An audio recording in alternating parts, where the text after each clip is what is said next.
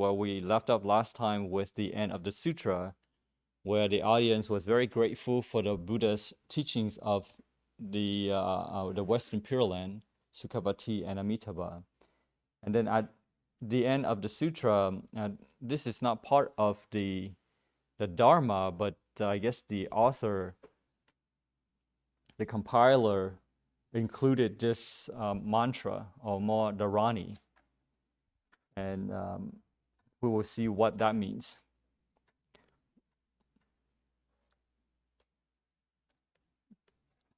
So today we will talk about mantras and Dharanis.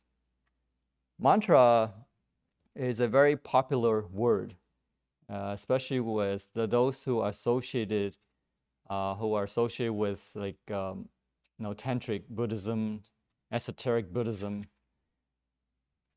The etymology of the word mantra, man means mind, and tra means to protect. So the word mantra is that which protects the mind, especially the mind of the person reciting the mantra or the dharani, and meditate upon its meaning. And the protection here is not like it protects your mind from greed, anger, and delusion. So in a sense, it gives you mental and spiritual strength against the enticement of unskillfulness to prevent you from creating afflictions for yourself. So that's how it protects you, is it prevents you from resonating with unskillfulness. So instead of thinking about greed, anger, and delusion, you think about a mantra which helps you and gravitates you towards skillfulness. So that's how it protects you. Mantra essentially is a sound symbol, very much like the color symbol of the enlightened mind. And you've seen this where different Buddhas, especially with esoteric Tibetan Buddhism, where they have different Buddhas and Bodhisattvas in different colors and to represent their own characteristics. So mantra, in a sense, is a sound symbol, very much like the color symbol. And this mantric sound is internal. But it's more internal than external. There's a misleading explanations that mantra can be explained or described in terms of physical vibrations. And we shouldn't be too we shouldn't view it so much simplistically. It should not be too crude and too materialistic about it. But some people try to explain the efficacy of mantras in terms of physical vibrations and in terms of scientific measurements, right? They have somebody chant the mantras and they try to use scientific instruments to measure the vibrations and to measure the density of the sonic vibrations. And they conclude that the mantra produces the highest density of all the sounds. Now, if mantras were a matter of physical vibrations, then one could just buy a chanting machine, and one could just record the mantras and have it play over and over again in order to gain spiritual benefits. Just like the Buddha name chanting devices we have. Right? If it was just about chanting, then all the devices would have been reborn in the Western Pure Land more than people, because the chanting devices are more focused than we are, and they chant better, and they can chant without stopping, and we have to stop to breathe in between. So it's not just in terms of physical vibration or physical matters that we can describe the mantras or the essence of it. But of course, we're not trying to say that the physicality of it is not important. Right? It doesn't mean that we should not chant mantras or the Buddha's names out loud. But it should be an inner sound, an inner vibration, an inner feeling, an inner experience of what is it that we are mindful of. So we are using the physical vibrations, the sound, the physical sounds to lead us from growth, repetitions of the mantra or the Buddha names, to discover, to uncover our inner feelings of the mantra, vibrating through one's being. So we're using chanting machines, we're using our sounds as a means to uncover our finer inner qualities. For example, when we visualize the Buddha, right, there's an image in front of us, and the image in our head, it helps to look at the image, to visualize the image. It helps with the visualization, but it is only a means to achieving that objective, not the means in itself. So it should eventually lead us from having gross experience towards a more subtle experience. But to say that a mantra is that which protects the mind is kind of general, because every other practice also protects the mind too. So we want to be more specific to help us understand what exactly is a mantra and how can you differentiate it from other practice. The first characteristic of trying to define mantra is the best we can. Of course, you can never fully describe it, but at least we can try to understand it enough to differentiate what is it that we're studying compared to any other practice. The first thing about mantra and how it's different from other symbols, for example, is that it's a strings of syllables. Coming from the 64 letters of the Sanskrit alphabet, it is customary not to translate mantras. And some people say that you cannot translate mantras or Dharanis at all. But this is not quite correct, because people have tried to translate mantras. The second thing about mantra is that they are not susceptible to logical analysis.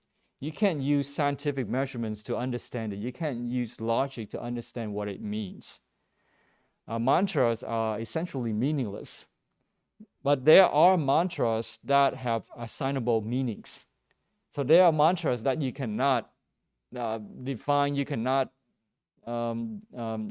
translate, but there are mantras that you can translate. Mantras that have no analyzable meanings, they are just, essentially you are just juggling with the sound of the name. For example, the Avalokitesava Guan Wang Tan Bồ, in his mantra, the compassion, the mantra of compassion, you can see it just seems like a string of names of Buddhas, Bodhisattvas, and different deities. Or in the very famous mantra of Avalokitesvara, Amani Padme Hum. This is a very popular mantra. There are things that you can translate. There are words in here that you can translate, but there are words that you cannot translate. For example, in the middle, Mani Padme. Mani means Jew. Padme means in the lotus. So when you see the word Mani Padme, that means Jew in the lotus. And the two words on the outside, and hum, you cannot translate those syllables. But somebody did try to make meanings out of those words. One explanation is that the initial and the concluding hum could be interpreted as being the absolute, the unconditioned, the transcendental, entirely unconnected with the world. Right? 出世间sup thế yang. And hum, on the other end, is the same absolute as manifested in the world, descending into it, permeating it, moving it from within. So in other words, when you are chanting Amni Padme Hum, is you are reminded from being the transcendental and migrating it to be more concrete, migrating it to be with the world. So you're not separated. You are unconnected with the world in terms of the mundane stuff, afflictions, greed, anger. But you are connected with the world because you have this compassion for sentient beings to help where you can. And then in between being unconnected and helping the world, you are maintaining your pure intrinsic nature. You are the Jew in this lotus, that you are being protected from I would say spirituality, but also worldly. In terms of spirituality, is that sometimes when we are too unconnected from the world, personal spiritual liberation, right? And when we chant hum, we are reminded to have this Mahayanistic view, helping where we can, right? So we are in this lotus flower as pure as the Jew without being affected spiritually and worldly. This makes sense, right? So that's the meaning of Amini Padme Hum, is that we are reminded to maintain our true intrinsic nature, maintain its purity within the lotus flower, but at the same time, we are not being disturbed by the worldly, but yet we are still connected. Another meaning of and hum is that is the beginning and the end, in terms of the beginning before time begins, or before time, and the end is that after time. So in other words, this and hum are really beyond time, not restricted by time. Another way to explain is that it's abstract, universal, the principle, the ideal. And hum is more concrete. So between and hum is that you transcend duality without being lost in sameness. Right? You have transcended duality, but you still you're not in a state of unconsciousness. You still have the consciousness, you still have that awareness, but you are not being bogged down by duality. Okay. And then the third characteristics of mantra is that it's a sound symbol of a particular divinity, a Buddha, a Bodhisattva. If that divinity could become a sound, that sound, it would sound like that mantra. The sound symbol is a particular aspect of enlightenment. For example, with Avalokitesvara, he has his own mantra, and the compassion, the mantra of compassion, that's how it would sound like if we could hear it. So it's a sound symbol. When you call a person by name, he comes. So when you invoke a particular divinity with a mantra, that divinity manifests and becomes present. So that's the third characteristic. The fourth characteristic of mantra is that it should be repeated. It's something for us to repeat regularly and earnestly over a long duration, so that it becomes spontaneous and no longer requiring conscious effort. In other words, it becomes part of us, and we become part of it. When you are mindful of the mantra and its meaning, you are resonating with you are no longer resonating with unskillfulness, right? But you are transforming yourself into the embodiment of skillfulness, and that's how it protects you. It protects you not because somebody, can prevent, do things for you. It's not that you have a servant to do things for you, but it protects you in terms of reminding you and for you to provide the proper conditions for whatever your goal is. Right? So that's how it protects you. If your goal is enlightenment, then it will protect you in terms of bringing awareness to yourself and to help you uncover your wisdoms. But it doesn't mean that it'll make life easy for you. Right? A mantra will help you to gain enlightenment and awareness. And sometimes you need to go through difficulties in order to have awareness. So when it says the mantra protects you, it doesn't mean that life becomes easy, that you don't have to do anything, that everything will be taken care of. That's not what it means. But we should be mindful that yes, we do whatever that we need to do in order to have that awareness, to have that enlightenment. In terms of historical perspectives, have Buddhist mantras incorporated sound symbols from other traditions? Now, Indian history, particularly religious history, is very poorly documented. So during the time between the 3rd to the 11th century of the Common Era, there was a sort of a twilight zone which was not exactly Hindu and not exactly Buddhist. So a lot of mantras that were used in connection with the worship of ethnic divinities in India back then and the performance of magic rites were incorporated. So there was a mixture. So some of these mantras were definitely taken over by Buddhists and spiritualized because it was a cultural thing, and it's very hard to be not impacted by your own culture, right? And you find this a lot with the Buddhist tantras, especially in Tibet, where there's some incorporation, and not exactly Hinduism and not exactly purely Buddhism, but there seems to be a mixture of some cultural influences. For example, just like the Christianity coming from Palestine to the West, where they had incorporated the Greek and Roman gods and goddesses, and some are heavily disguised as Christian saints with the saint put in front of the names. It's not impossible for them to have this cultural influence. So what's the difference between mantra and Dharani?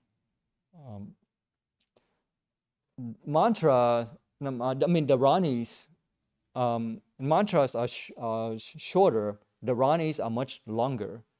And mantras are usually used to help with meditation.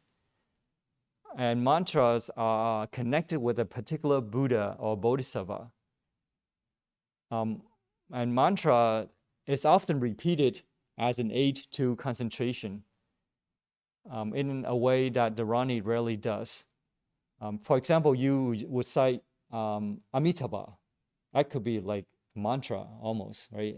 It is in a way because Amitabha means infinite enlightenment. So when you chant Amitabha, you are reminded to be aware and to be enlightened. So you would rather chant Amitabha than to recite Amida Sutras or the Amida Sutras Rebirth Dharani.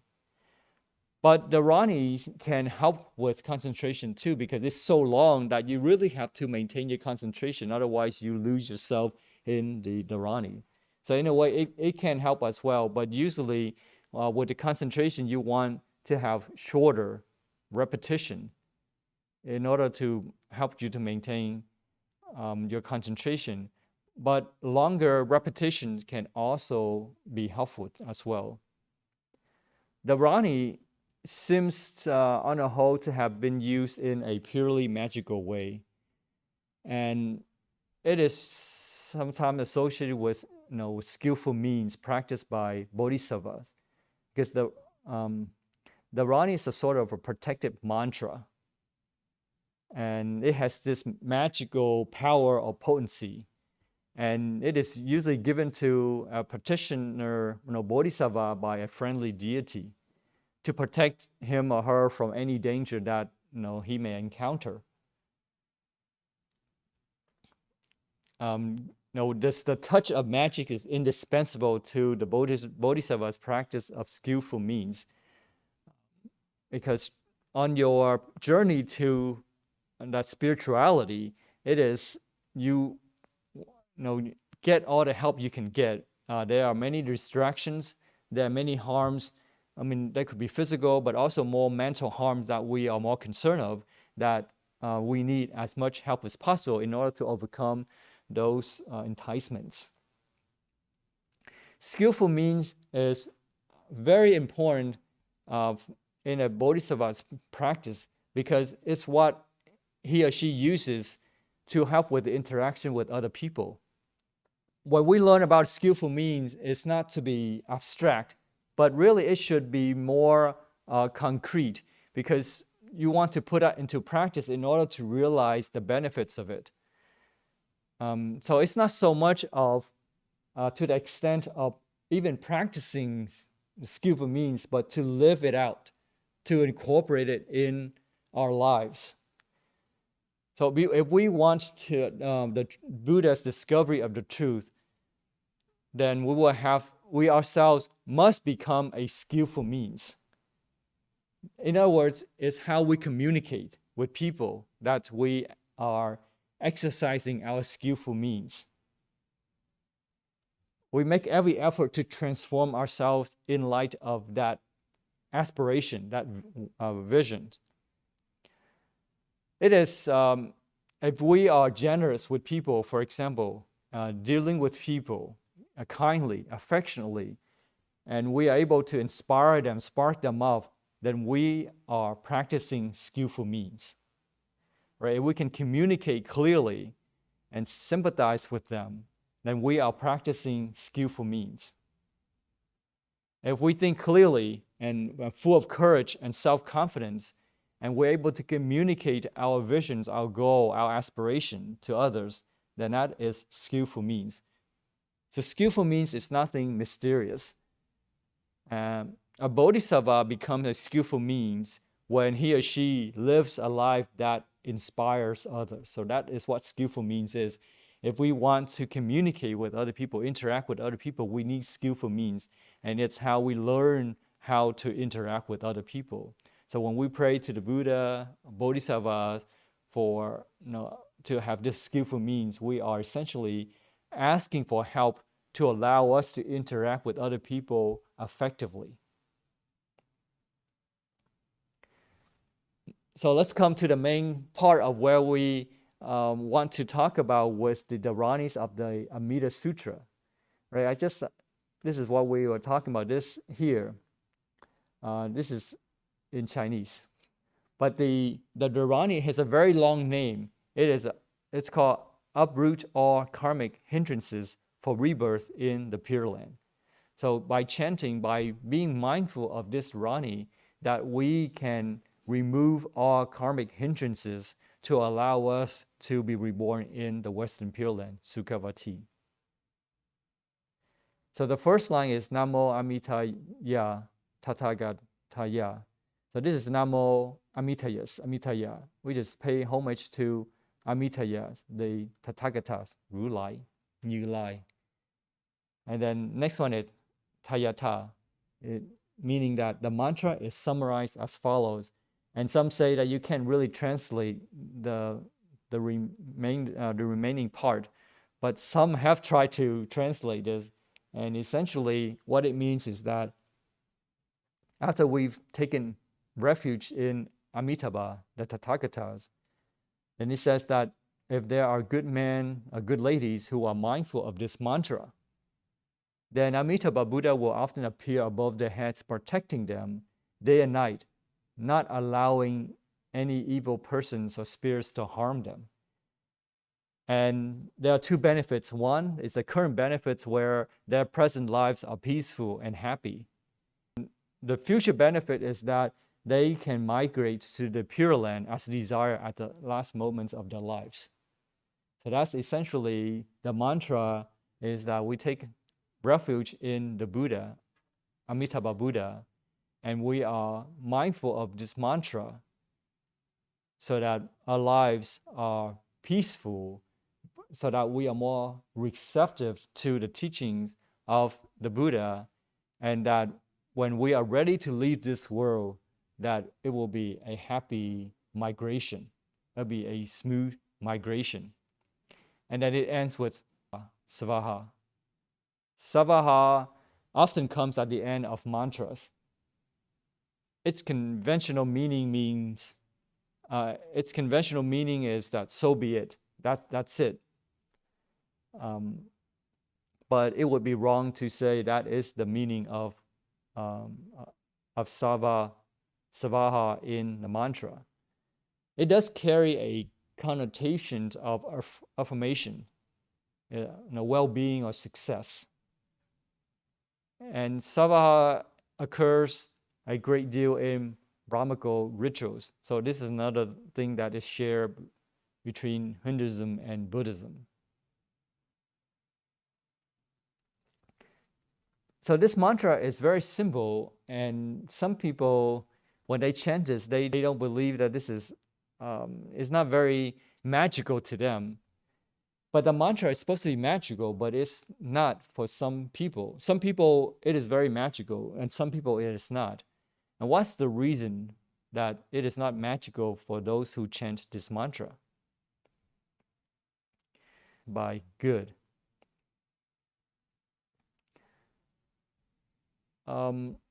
Result of from chanting this mantras, have a compassionate heart, abstaining from doing injuries to living beings, perform the 10 wholesome actions.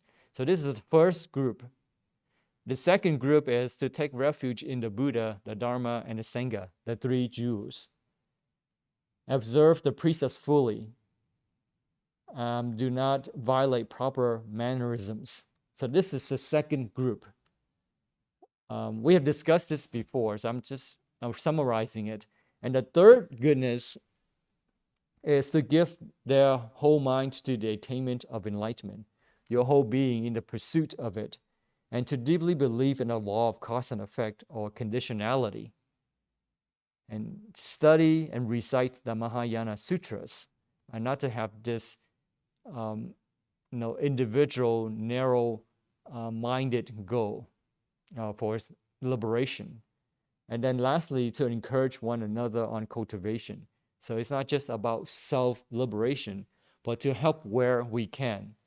So when we follow the threefold goodness, and when we chant or are mindful of the mantra, or the Dharani, rather, then we will generate this effectiveness in the chanting of this Dharani. So how to really make Dharani and mantras effective? So before we go into that, it helps to maybe give some background here. Like we mentioned, from the etymology of the word mantra is to protect the mind. But from a strict philosophical or physiological terms, the word means to call or to call out. So in other words, you are invoking. When you are chanting this mantra, you are invoking the dormant spiritual forces within our own mind. So they are essentially the names of these spiritual forces. So when we are chanting mantras, we are calling upon the dormant energies that we lack in order to overcome the conditioned. In Buddhist traditions, such forces spontaneously assumed archetypal forms of Buddhas and Bodhisattvas and guardian deities. Every single one of these forms has his or her own mantra. So when we are reciting this mantra, we are resonating with this, right, the sounds to call upon the dormant energies within us. Now, there are 2 kinds of bodhisattvas. One is a historical human being who has vowed to work towards supreme enlightenment for the sake of all sentient beings. And the other kind is more archetypal, a bodhisattva, where they are representations or an embodiment of a particular aspect of enlightenment. So enlightenment is kind of abstract, but we can also think of it concretely in terms of, for example, like wisdom, compassion, and power, and so on. And all these are aspects of enlightenment.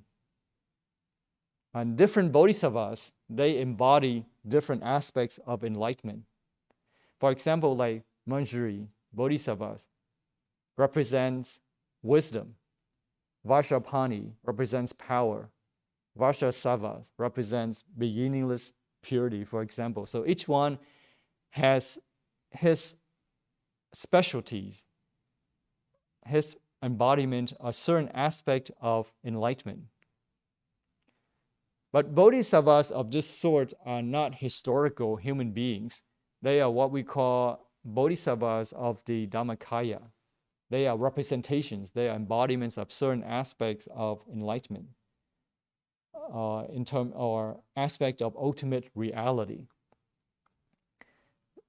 So for example, when we chant, or when we are mindful of Amani Padme Hum, then we are resonating with compassion. We are reminded of compassion, and that's what it represents.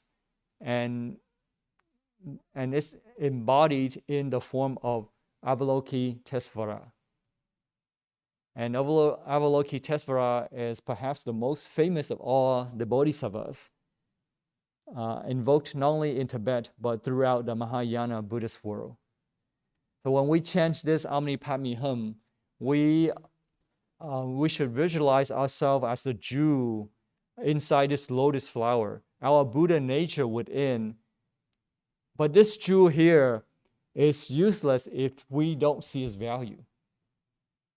Just like a jewel, you cannot eat it. You have to use that jewel and maybe trade it for food or for something that you can use. So even though we have a Buddha nature, but we don't recognize its value, then it is useless to us. So what this is saying, that we should take the abstract enlightenment and make it more concrete. So when we do that, we are exchanging the jewel into something that can be useful. In other words, we take what we learn and we use it to transform our consciousness, right? To purify it from greed, anger, and delusion, to compassion, to forgiveness, to enlightenment.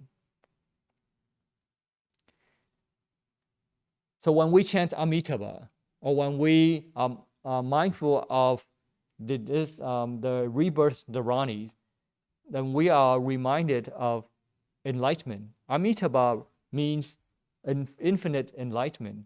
A is the negative connotation of it. Mita is finite. So Amita is translated as infinite, and Ba is short for Buddha. So Amitabha is essentially, it means infinite enlightenment. So when we are mindful of Amitabha, we are reminded to practice the three types of goodness, right? The 11 elements that we just talked about. So we have to transform ourselves into a good person. And there is a standard, a definition for being a good person. So when we chant Amitabha, when we are meditating on Amitabha, we are invoking infinite enlightenment. We are calling upon the forces of enlightenment within, and we are trying to get in touch with these forces to help us to transform at the depths of our consciousness, to transform our thoughts, our words, and our actions from delusions to awareness and enlightenment. So in order to make the mantras, the Dharanis, effective, it has to lead to a transformation of consciousness. We can't just chant verbally, but it has to lead to the purifications of our thoughts, our words, and our actions.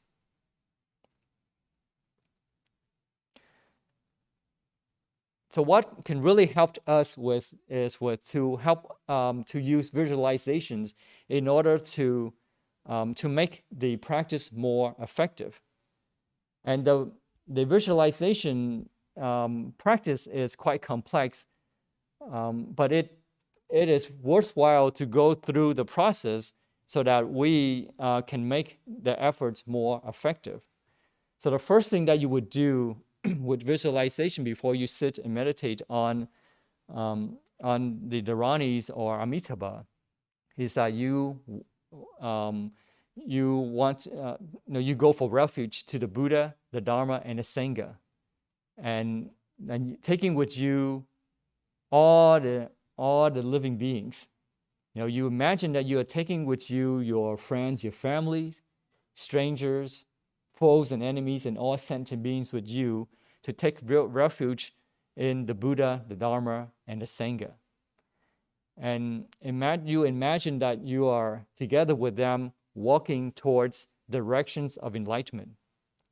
Then you invoke blessings unto yourself, aspiring or praying that your body, speech, and mind may be transformed so that you can make spiritual progress.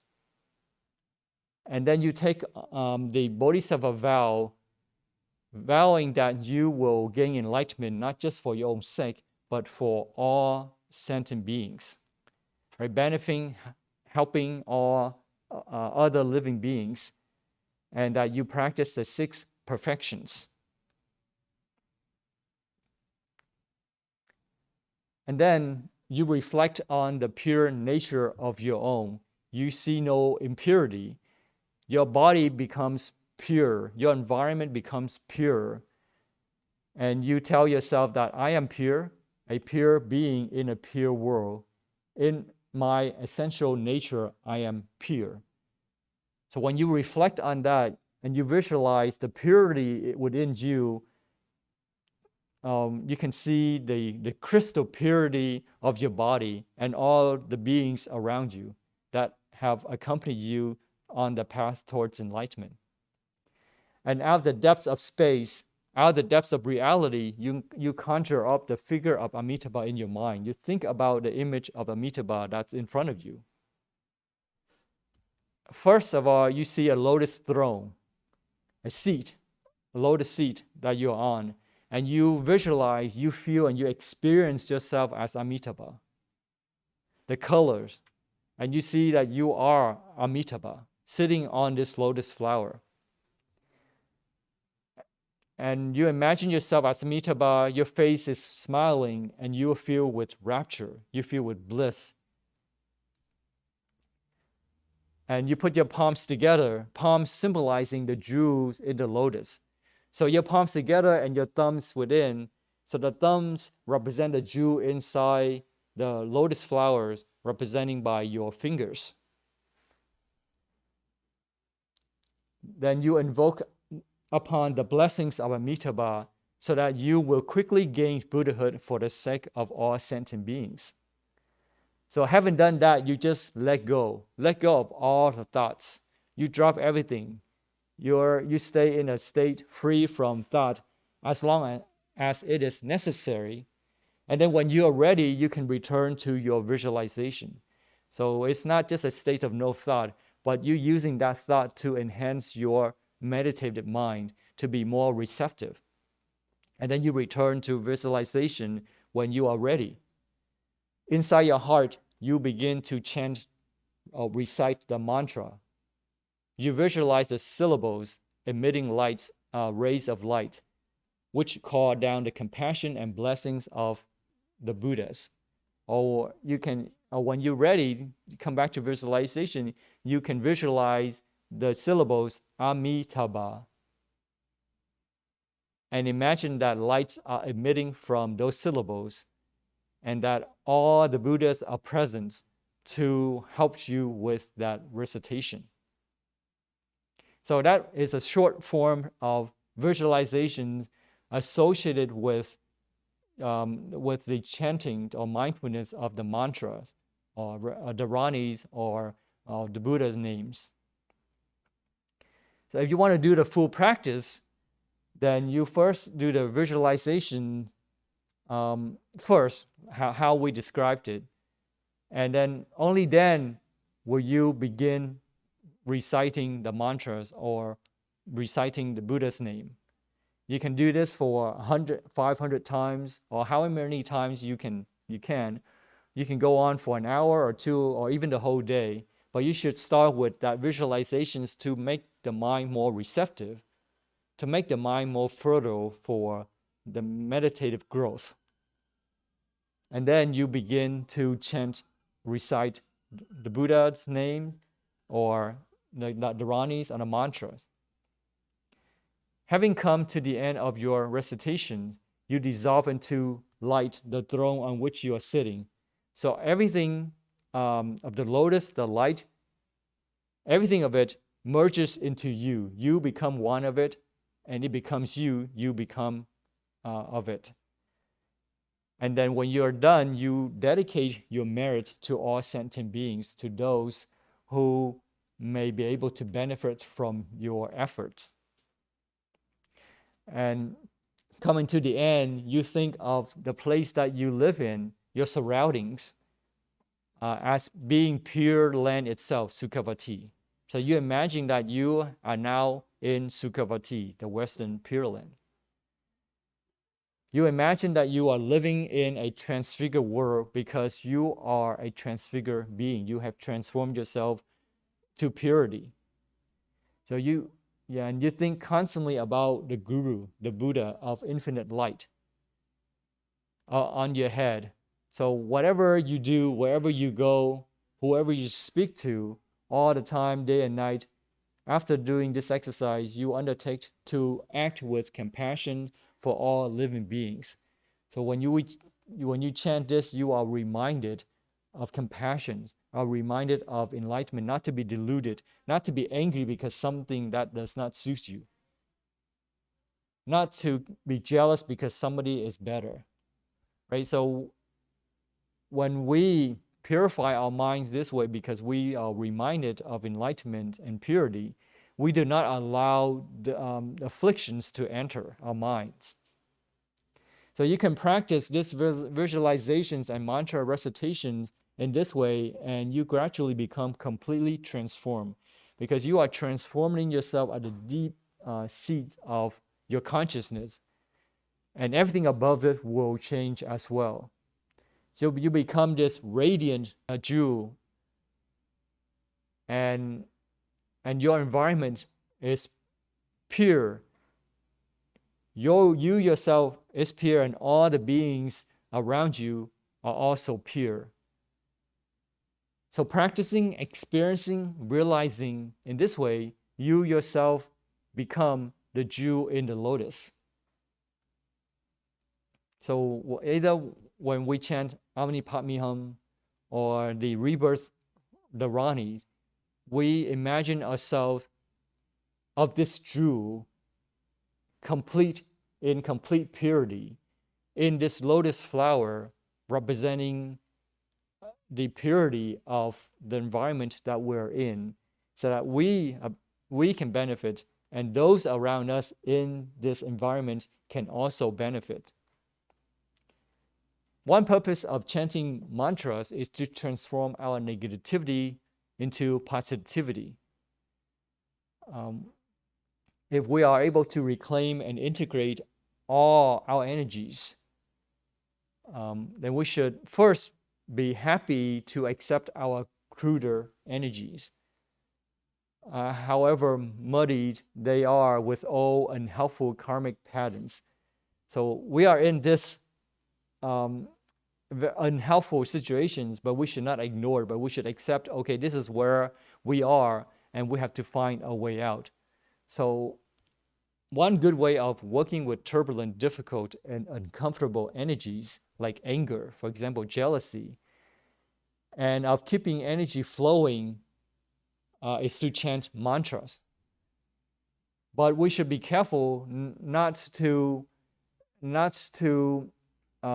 do some mantra chanting to dissolve anger, or even to coax energy out of angry emotions in the form of chanting voice. We should not use chanting to suppress our negative energy.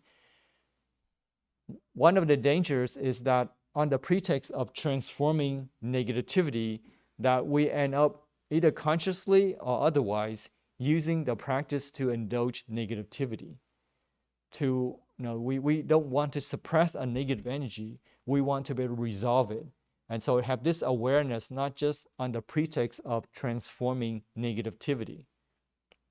So we should be careful that we are truly transforming energy, not simply transferring the negativity into the tone and quality of the chanting. So you may find yourself chanting the mantra with an oppressive, constraining energy that not only reinforces your energy mood, but communicates it to whoever else is present. So you may inadvertently or consciously transfer that negative energy to those around you. So we should be more receptive to the positive content of the mantra, looking for a brighter, lighter, and more vital energy to come through.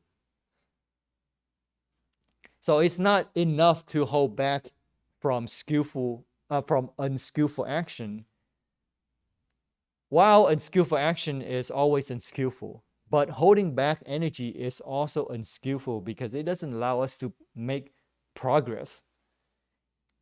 So if you don't put as much energy as you can into whatever that you're doing, then it isn't really worth bothering to do it. Right? So it's unskillful to block energy. And it's unskillful to misappropriate or exploit energy. We should use our negative energy in a positive way by transforming it, by purifying it. Because it is with positivity that we can create joyful faith. And that will allow us to resonate with Sukhavati and the beings, the bodhisattvas in Sukhavati. And this way, rebirth in Sukhavati is ensured. So let's summarize what we just talked about.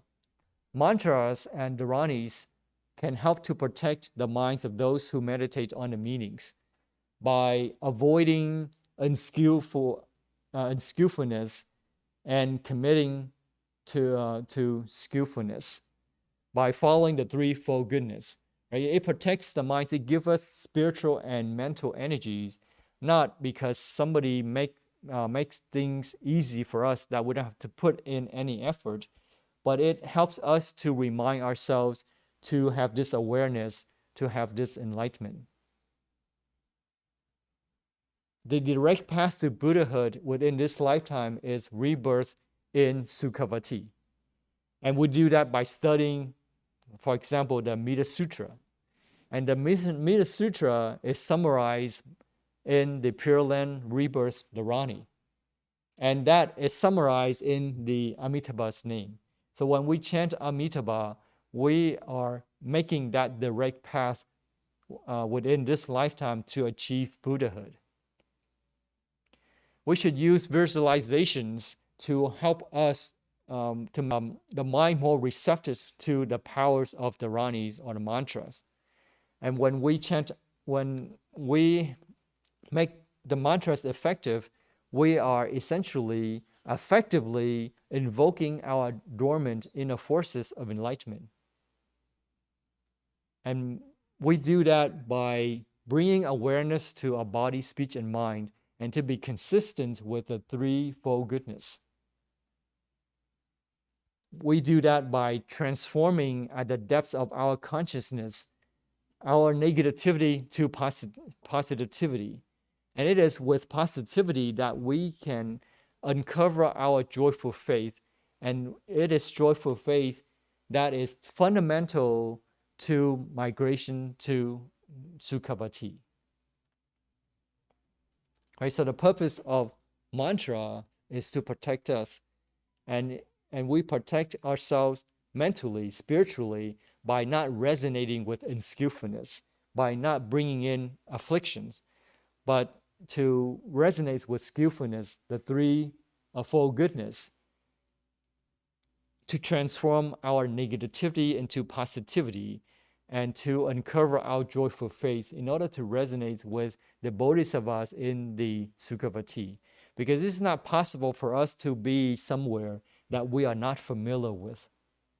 So when we have this joyful faith, we are making ourselves familiar with the environment that we that we want to be in. Okay, with that, we will end here, and we will do merit dedication. If you could please join your palms together, we recite. May the merits and virtues accrued today adorn the Buddha Pure Lands, repay 4 types of kindness above, and aid those suffering in the paths below. May those who see and hear of this bring forth the resolve for the Bodhi mind. When this retribution body is complete, together we shall meet in the land of ultimate bliss.